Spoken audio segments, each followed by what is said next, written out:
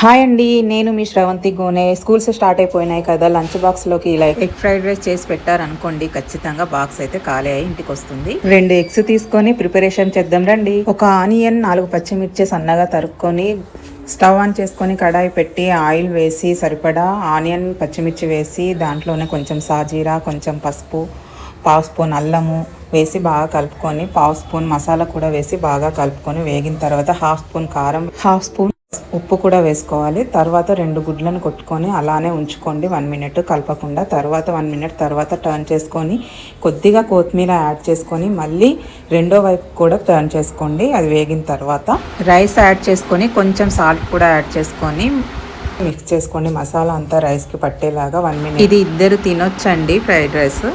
Serving ప్లేట్లోకి తీసుకొని తినండి. Tasty egg fried rice ready. మరిన్ని వీడియోస్ కోసం సబ్స్క్రైబ్ మై ఛానల్.